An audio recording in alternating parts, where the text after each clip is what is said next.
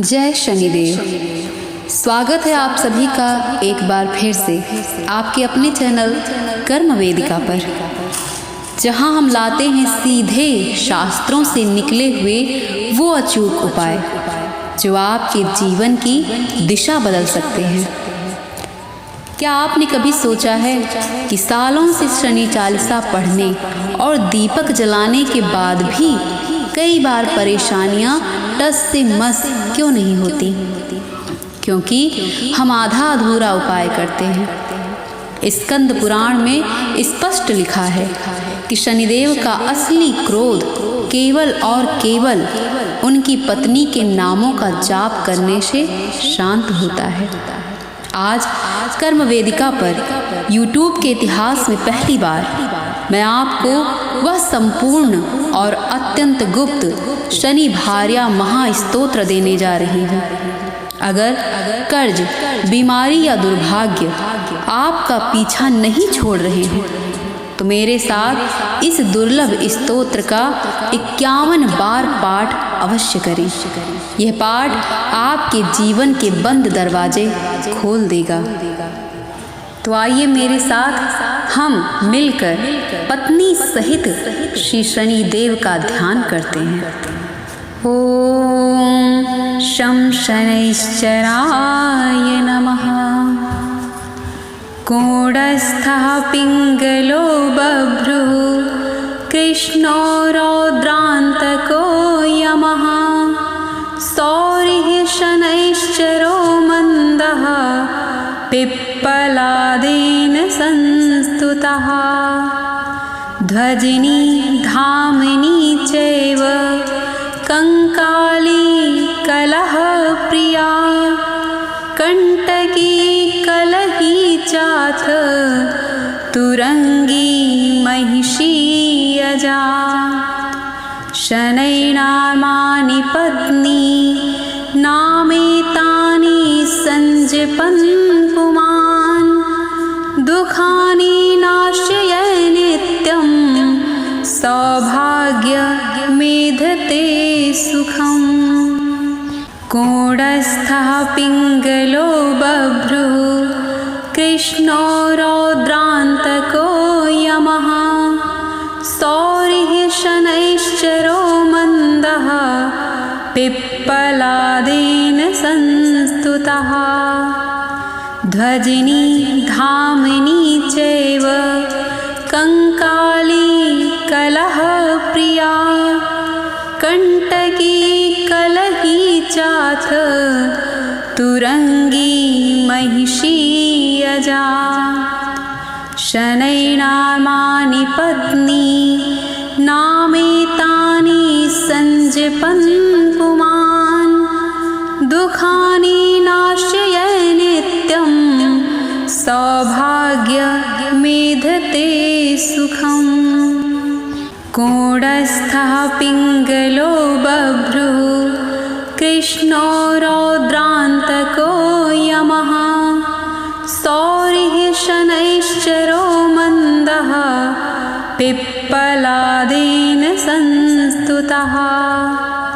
ध्वजिनी धामिनी चैव कंकाली कलहप्रिया। कण्टकी कलही चाथ तुरंगी महिषी यजा। शनैर्नामानि पत्नी नामेतानि संजपन् पुमान्। दुःखानि नाशय नित्यं सौभाग्य मेधते सुखम्। कूढस्थः पिङ्गलो बभ्रुः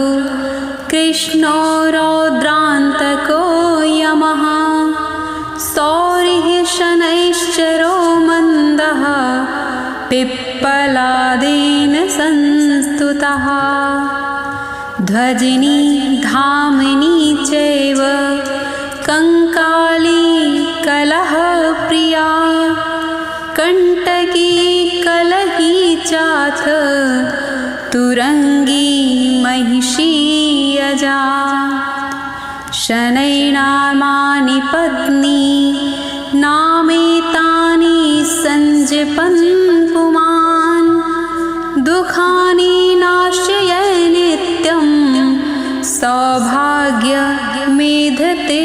सुखम् कूढस्थः पिङ्गलो बभ्रुः कृष्णो रौद्रान्तको यमः सौरिः शनैश्चरो मन्दः पिप्पलादेन संस्तुतः ध्वजिनी धामिनी चैव कंकाली कलहप्रिया कण्टकी कलही चाथ तुरंगी महिषी अजा शनैर्नामानि पत्नी नामेतानि संजपन् पुमान् दुःखानि नाशय नित्यं सौभाग्यमेधते सुखम् कूढस्थः पिङ्गलो बभ्रुः कृष्णो रौद्रान्तको यमः सौरिः शनैश्चरो मन्दः पिप्पलादेन संस्तुतः ध्वजिनी धामिनी चैव कंकाली कलहप्रिया कण्टकी कलही चाथ तुरंगी महिषी अजा शनैर्नामानि पत्नी नामेतानि संजपन् पुमान् दुःखानि नाशय नित्यं सौभाग्यमेधते सुखम्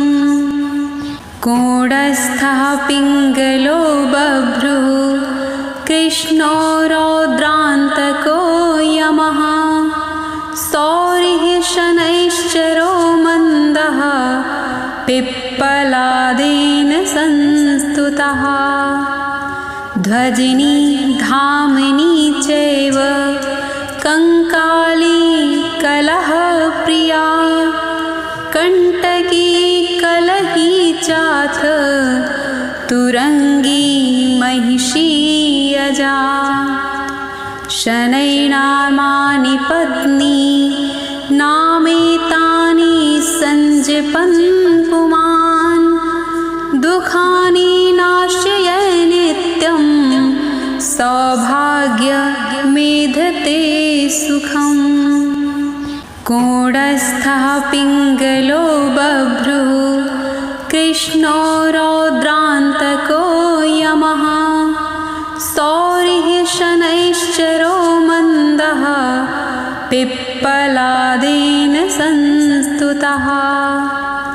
ध्वजिनी धामिनी चैव कंकाली कलहप्रिया कण्टकी कलही चाथ तुरंगी महिषी अजा शनैर्नामानि पत्नी नामेतानि संजपन् पुमान्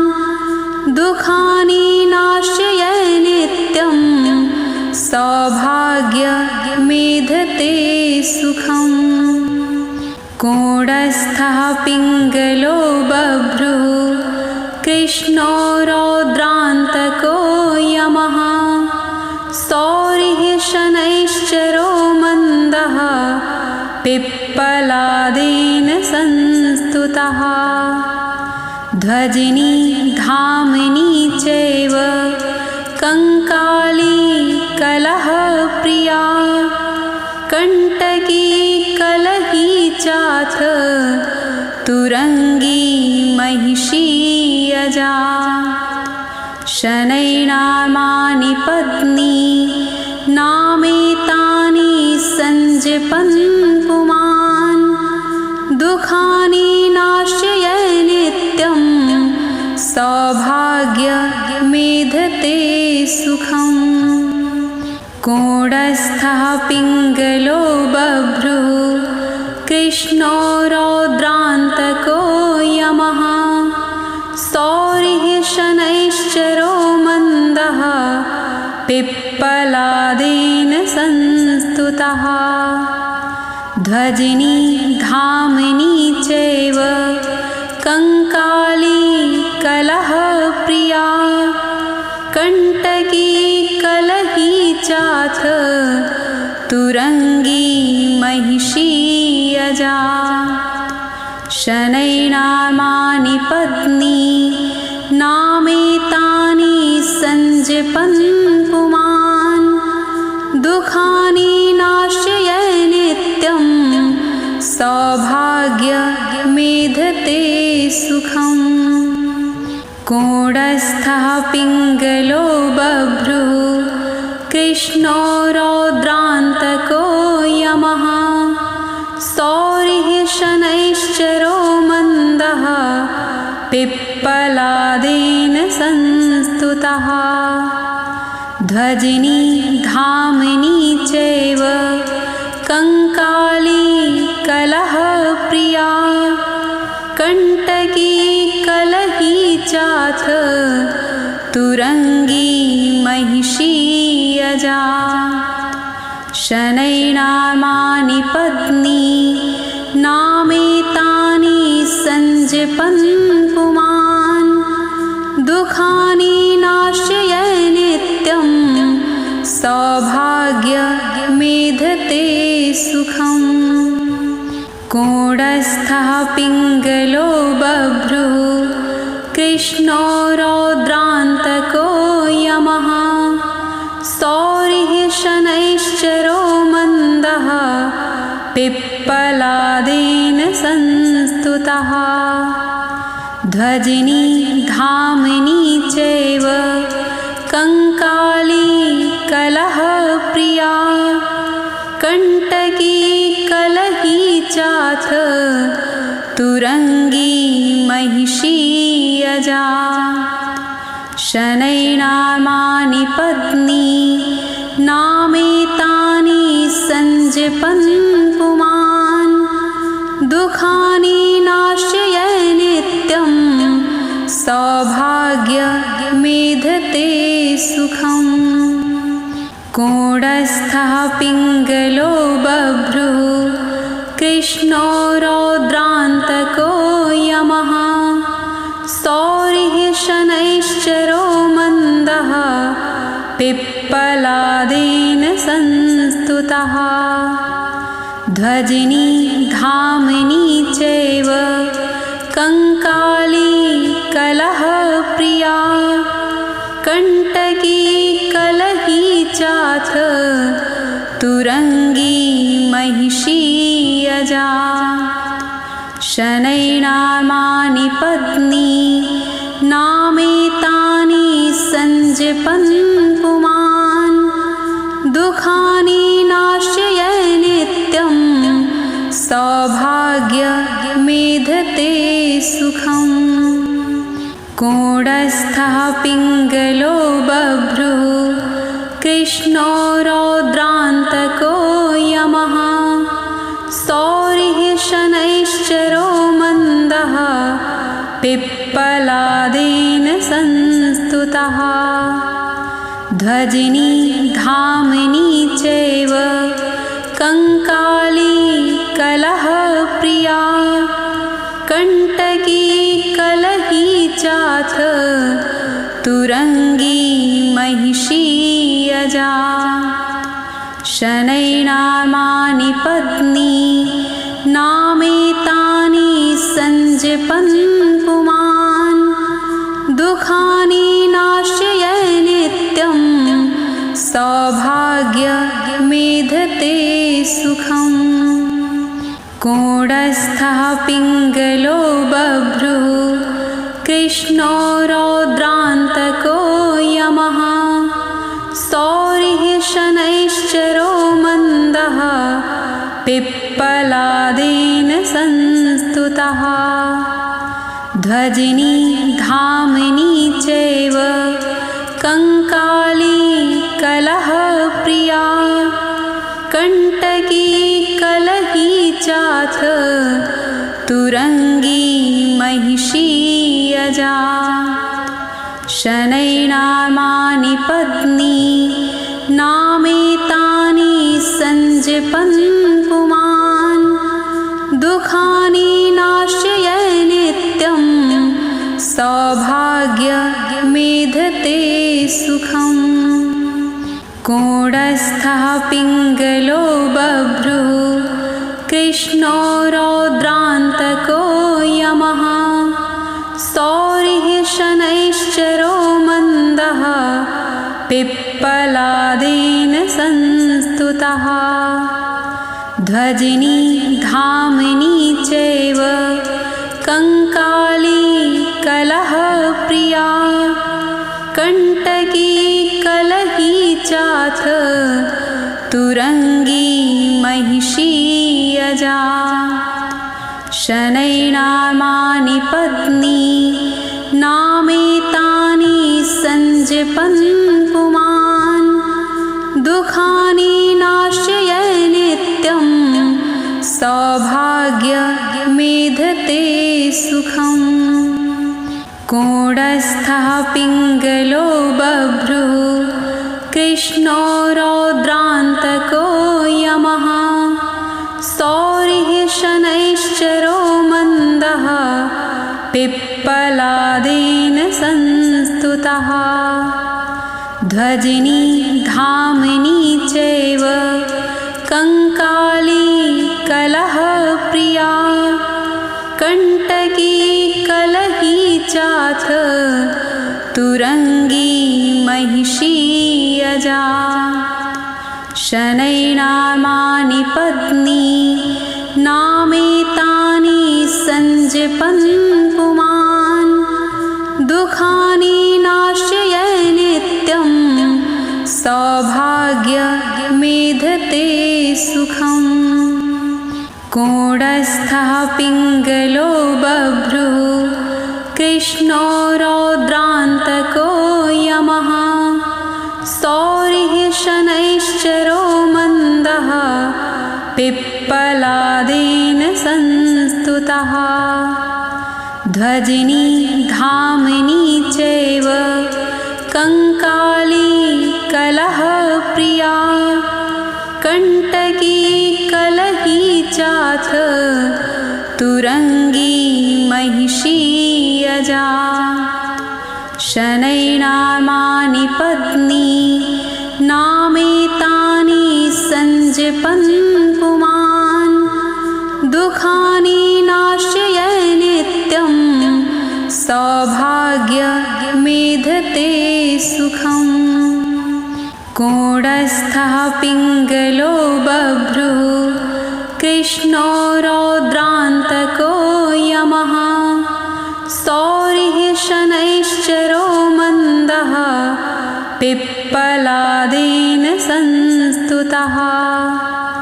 ध्वजिनी धामिनी चैव कंकाली कलहप्रिया कंटकी कलही चाथ तुरंगी महिषी अजा शनैर्नामानि पत्नी नामेतानि संजपन् पुमान् दुःखानि नाशय नित्यं सौभाग्यमेधते सुखम् कूढस्थः पिङ्गलो बभ्रुः कृष्णो रौद्रान्तको यमः सौरिः शनैश्चरो मन्दः पिप्पलादेन संस्तुतः ध्वजिनी धामिनी चैव कंकाली कलहप्रिया कंटकी कलही चाथ तुरंगी महिषी अजा शनैर्नामानि पत्नी नामेतानि संजपन् पुमान् दुःखानि नाशय नित्यं सौभाग्यमेधते सुखम् कूढस्थः पिङ्गलो बभ्रुः कृष्णो रौद्रान्तको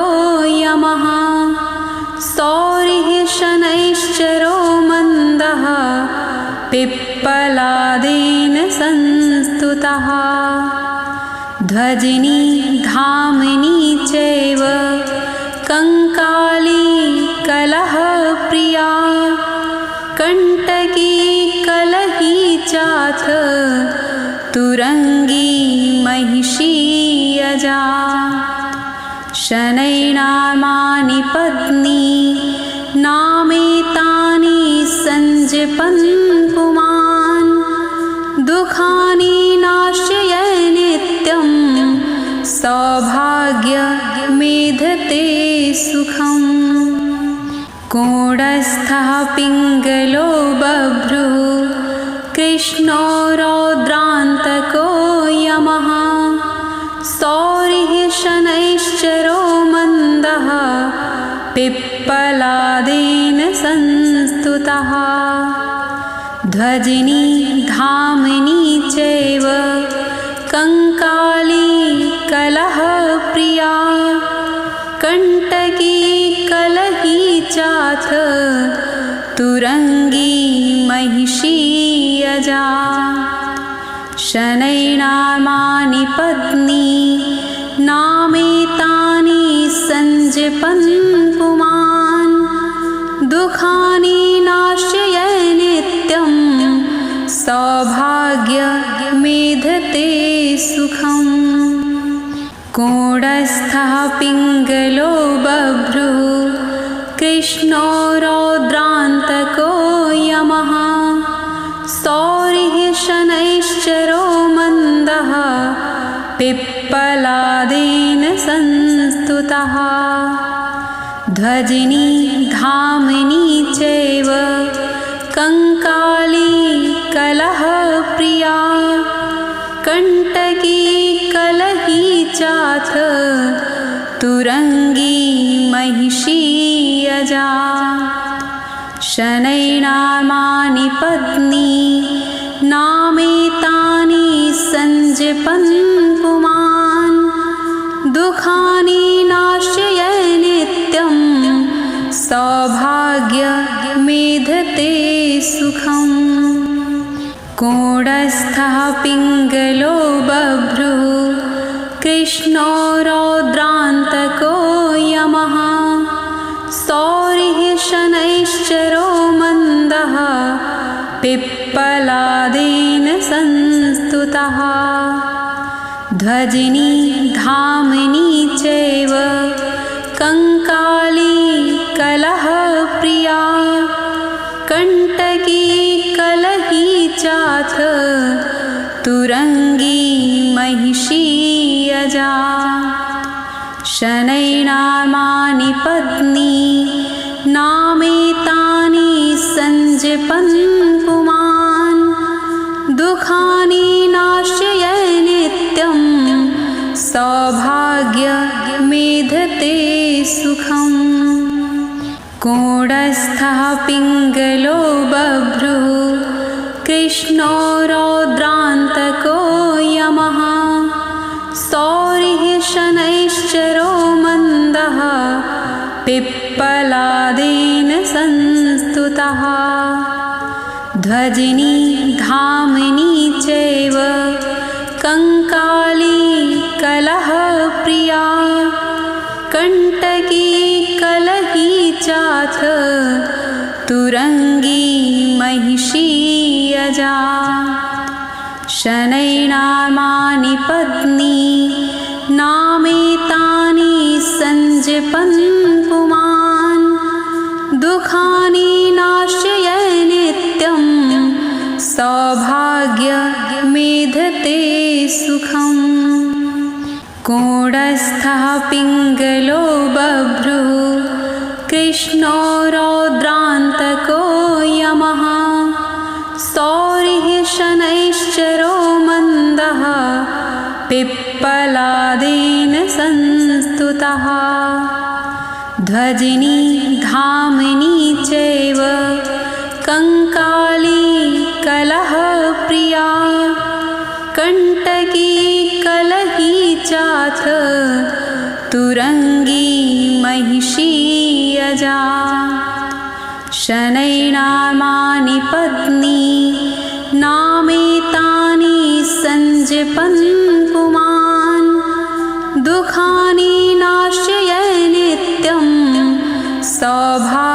सौभाग्यमेधते सुखम् कूढस्थः पिङ्गलो बभ्रुः कृष्णो रौद्रान्तको यमः सौरिः शनैश्चरो मन्दः पिप्पलादेन संस्तुतः ध्वजिनी धामिनी चैव कंकाली कलहप्रिया कण्टकी कलही चाथ तुरंगी महिषी अजा शनैर्नामानि पत्नी नामेतानि संजपन् पुमान् दुःखानि नाश्य नित्यं सौभाग्यमेधते सुखम् कूढस्थः पिङ्गलो बभ्रुः कृष्णो रौद्रान्तको यमः सौरिः शनैश्चरो मन्दः पिप्पलादेन संस्तुतः ध्वजिनी धामिनी चैव कंकाली कलहप्रिया कण्टकी कलही चाथ तुरंगी महिषी अजा शनैर्नामानि पत्नी नामेतानि संजपन् पुमान् दुःखानि नाश्य नित्यं सौभाग्यमेधते सुखम् कूढस्थः पिङ्गलो बभ्रुः कृष्णो रौद्रान्तको यमः सौरिः शनैश्चरो मन्दः पिप्पलादेन संस्तुतः ध्वजिनी धामिनी चैव कंकाली कलहप्रिया कण्टकी कलही चाथ तुरंगी महिषी अजा शनैर्नामानि पत्नी नामेतानि संजपन् पुमान् दुःखानि नाश्य नित्यं सौभाग्यमेधते सुखम् कूढस्थः पिङ्गलो बभ्रुः कृष्णो रौद्रान्तको यमः सौरिः शनैश्चरो मन्दः पिप्पलादेन संस्तुतः ध्वजिनी धामिनी चैव कंकाली कलहप्रिया कण्टकी कलही चाथ तुरंगी महिषी अजा शनैर्नामानि पत्नी नामेतानि संजपन् पुमान् दुःखानि नाश्य नित्यं सौभाग्यमेधते सुखम्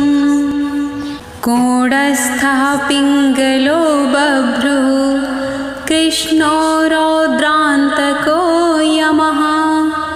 सौरिः शनैश्चरो मन्दः पिप्पलादेन संस्तुतः ध्वजिनी धामिनी चैव कंकाली कलहप्रिया कण्टकी कलही चाथ तुरंगी महिषी अजा शनैर्नामानि पत्नी नामेतानि संजपन् पुमान् दुःखानि नाश्य नित्यं सौभाग्यमेधते सुखम् कूढस्थः पिङ्गलो बभ्रुः कृष्णो रौद्रान्तको यमः सौरिः शनैश्चरो पिप्पलादेन संस्तुतः ध्वजिनी धामिनी चैव कंकाली कलहप्रिया कंटकी कलही चाथ तुरंगी महिषी अजा शनैर्नामानि पत्नी नामेतानि संजपन् पुमान् दुःखानि नाशय नित्यं सौभाग्यमेधते सुखम् कोडस्थः पिङ्गलो बभ्रुः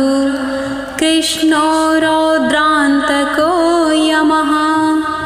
सौरिः शनैश्चरो मन्दः पिप्पलादेन संस्तुतः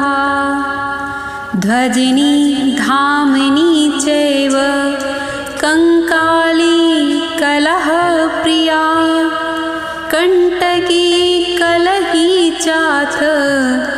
तुरंगी महिषी अजा शनैर्नामानि पत्नी नामेतानि संजपन् पुमान्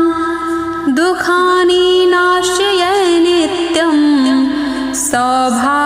सौभाग्यमेधते सुखम् कोडस्थः पिङ्गलो बभ्रुः कृष्णो रौद्रान्तको यमः सौरिः शनैश्चरो मन्दः पिप्पलादेन संस्तुतः ध्वजिनी धामिनी चैव कंकाली कलहप्रिया कंटकी कलही चाथ तुरंगी महिषी अजा शनैर्नामानि पत्नी नामेतानि संजपन् पुमान् दुःखानि नाशय नित्यं सौभाग्यमेधते सुखम् कोडस्थः पिङ्गलो बभ्रुः कृष्णो रौद्रान्तको यमः सौरिः शनैश्चरो मन्दः पिप्पलादेन संस्तुतः ध्वजिनी धामिनी चैव कंकाली कलहप्रिया कंटकी कलही चाथ तुरंगी महिषी अजा शनैर्नामानि पत्नी नामेतानि संजपन् पुमान् दुःखानि नाशय नित्यं सौभाग्यमेधते सुखम् कोडस्थः पिङ्गलो बभ्रुः कृष्णो रौद्रान्तको यमः सौरिः शनैश्चरो मन्दः पिप्पलादेन संस्तुतः ध्वजिनी धामिनी चैव कंकाली कलहप्रिया कंटकी कलही चाथ तुरंगी महिषी अजा शनैर्नामानि पत्नी नामेतानि संजपन् पुमान् दुःखानि नाशय नित्यं सौभाग्यमेधते सुखम् कोडस्थः पिङ्गलो बभ्रुः कृष्णो रौद्रान्तको यमः सौरिः शनैश्चरो मन्दः पिप्पलादेन संस्तुतः ध्वजिनी धामिनी चैव कंकाली कलहप्रिया कंटकी कलही चाथ तुरंगी महिषी अजा शनैर्नामानि पत्नी पुमान् दुःखानि नाशय नित्यं सौभाग्यमेधते सुखम् कूढस्थः पिङ्गलो बभ्रुः कृष्णो रौद्रान्तको यमः सौरिः शनैश्चरो मन्दः पिप्पलादेन संस्तुतः ध्वजिनी धामिनी चैव कंकाली कलहप्रिया कण्टकी कलही चाथ तुरंगी महिषी अजा शनैर्नामानि पत्नी नामेतानि संजपन् पुमान् दुःखानि नाशय नित्यं सौभाग्यमेधते सुखम् कूढस्थः पिङ्गलो बभ्रुः कृष्णो रौद्रान्तको यमः सौरिः शनैश्चरो मन्दः पिप्पलादेन संस्तुतः ध्वजिनी धामिनी चैव कंकाली कलहप्रिया कण्टकी कलही चाथ तुरंगी महिषी अजा शनैर्नामानि पत्नी नामेतानि संजपन् पुमान् दुःखानि नाशय नित्यं सौभाग्यमेधते सुखम् कूढस्थः पिङ्गलो बभ्रुः कृष्णो रौद्रान्तको यमः सौरिः शनैश्चरो मन्दः पिप्पलादेन संस्तुतः ध्वजिनी धामिनी चैव कंकाली कलहप्रिया कण्टकी कलही चाथ तुरंगी महिषी अजा शनैर्नामानि पत्नी नामेतानि संजपन् पुमान् दुःखानि नाशय नित्यं सौभाग्यमेधते सुखम् कूढस्थः पिङ्गलो बभ्रुः कृष्णो रौद्रान्तको यमः सौरिः शनैश्चरो मन्दः पिप्पलादेन संस्तुतः ध्वजिनी धामिनी चैव कंकाली कलहप्रिया कण्टकी कलही चाथ तुरंगी महिषी अजा शनैर्नामानि पत्नी नामेतानि संजपन् पुमान् दुःखानि नाशय नित्यं सौभाग्यमेधते सुखम् कूढस्थः पिङ्गलो बभ्रुः कृष्णो रौद्रान्तको यमः सौरिः शनैश्चरो मन्दः पिप्पलादेन संस्तुतः ध्वजिनी धामिनी चैव कंकाली कलहप्रिया कण्टकी कलही चाथ तुरंगी महिषी अजा शनैर्नामानि पत्नी नामेतानि संजपन् पुमान् दुःखानि नाशय नित्यं सौभाग्यमेधते सुखम् कूढस्थः पिङ्गलो बभ्रुः कृष्णो रौद्रान्तको यमः सौरिः शनैश्चरो मन्दः पिप्पलादेन संस्तुतः ध्वजिनी धामिनी चैव कंकाली कलहप्रिया कंटकी कलही चाथ तुरंगी महिषी अजा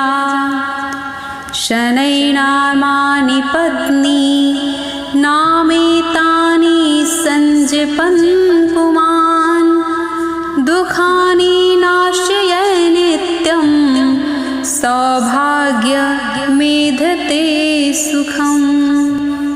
कोडस्थः पिङ्गलो बभ्रुः कृष्णो रौद्रान्तको यमः सौरिः शनैश्चरो मन्दः पिप्पलादेन संस्तुतः ध्वजिनी धामिनी चैव कंकाली कलहप्रिया कंटकी कलही चाथ तुरंगी महिषी अजा शनैर्नामानि पत्नी नामेतानि संजपन् पुमान् दुःखानि नाशय नित्यं सौभाग्यमेधते सुखम् कोडस्थः पिङ्गलो बभ्रुः कृष्णो रौद्रान्तको यमः सौरिः शनैश्चरो मन्दः पिप्पलादेन संस्तुतः ध्वजिनी धामिनी चैव कंकाली कलहप्रिया कंटकी कलही चाथ तुरंगी महिषी अजा शनैर्नामानि पत्नी नामेतानि संजपन् पुमान् दुःखानि नाशय नित्यं सौभाग्यमेधते सुखम् कोडस्थः पिङ्गलो बभ्रुः कृष्णो रौद्रान्तको यमः सौरिः शनैश्चरो मन्दः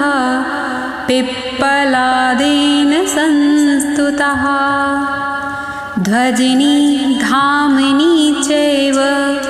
कंकाली कलहप्रिया कंटकी कलही चाथ तुरंगी महिषी अजा शनैर्नामानि पत्नी नामेतानि संजपन् पुमान् दुःखानि नाशय नित्यं सौभाग्यमेधते सुखम् कोडस्थः पिङ्गलो बभ्रुः कृष्णो रौद्रान्तको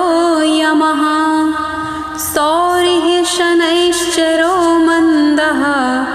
पिप्पलादेन संस्तुतः ध्वजिनी धामिनी चैव कंकाली कलहप्रिया कंटकी कलही चाथ तुरंगी महिषी अजा शनैर्नामानि पत्नी नामेतानि संजपन् पुमान् दुःखानि नाशय नित्यं सौभाग्यमेधते सुखम् कोडस्थः पिङ्गलो बभ्रुः कृष्णो रौद्रान्तको यमः सौरिः शनैश्चरो मन्दः पिप्पलादेन संस्तुतः ध्वजिनी धामिनी चैव कंकाली कलहप्रिया कंटकी कलही चाथ तुरंगी महिषी अजा शनैर्नामानि पत्नी नामेतानि संजपन् पुमान् दुःखानि नाशय नित्यं सौभाग्यमेधते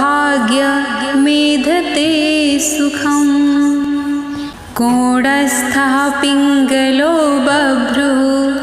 कृष्णो रौद्रान्तको यमः सौरिः शनैश्चरो मन्दः पिप्पलादेन संस्तुतः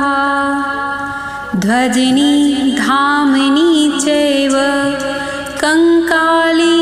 कलहप्रिया कण्टकी कलही चाथ तुरंगी महिषी अजा शनैर्नामानि पत्नी नामेतानि संजपन् पुमान् दुःखानि नाशय नित्यं सौभाग्यमेधते सुखम् कूढस्थः पिङ्गलो बभ्रुः कृष्णो रौद्रान्तको यमः सौरिः शनैश्चरो मन्दः पिप्पलादेन संस्तुतः ध्वजिनी धामिनी चैव कंकाली कलहप्रिया कण्टकी कलही चाथ तुरंगी महिषी अजा शनैर्नामानि पत्नी नामेतानि संजपन् पुमान् दुःखानि नाशय नित्यं सौभाग्यमेधते सुखम् कूढस्थः पिङ्गलो बभ्रुः कृष्णो रौद्रान्तको यमः सौरिः शनैश्चरो मन्दः पिप्पलादेन संस्तुतः ध्वजिनी धामिनी चैव कंकाली कलहप्रिया कण्टकी कलही चाथ तुरंगी महिषी अजा शनैर्नामानि पत्नी नामेतानि संजपन् पुमान् दुःखानि नाशय नित्यं सौभाग्यमेधते सुखम्। यह स्तोत्र कोई साधारण मंत्र नहीं है। महर्षि पिप्पलाद द्वारा रचित शनिदेव के 10 नाम और उनकी पत्नी के नामों को एक साथ पिरोकर 51 बार सुना या पढ़ा जाता है तो शनिदेव को प्रसन्न होकर अपने भक्त को सुख सौभाग्य देना ही पड़ता है। हर शनिवार शाम को इस वीडियो को चलाकर छोड़ दें और इसे पूरा ज़रूर सुनें। चमत्कार आप खुद महसूस करेंगे। लेकिन एक बात हमेशा याद रखिएगा, शनिदेव न्यायाधीश हैं। वो हमारी जन्म कुंडली के कर्मों और ग्रहों की स्थिति के अनुसार ही फल देते हैं। कई बार हम उपाय करते करते थक जाते हैं क्योंकि हमारी कुंडली में बैठा कोई और ही गहरा दोष हमारी हर तरक्की को खा रहा होता है। अगर आप भी मेहनत कर कर के टूट चुके हैं और कोई रास्ता नहीं दिख रहा तो अब और परेशान ना हों। आप बेझिझक होकर अपनी जन्म कुंडली का सटीक विश्लेषण मुझसे करवा सकते हैं। एक सही मार्गदर्शन आपके पूरे परिवार का जीवन बदल सकता है। स्क्रीन पर दिए गए नंबर पर अभी मैसेज करें और अपनी कुंडली की जांच अवश्य करवाएं। कर्म वेदिका हमेशा आपके साथ है। मिलते हैं अगले वीडियो में, तब तक अपना और अपनों का ख्याल रखिए। राधे राधे, जय श्री कृष्ण।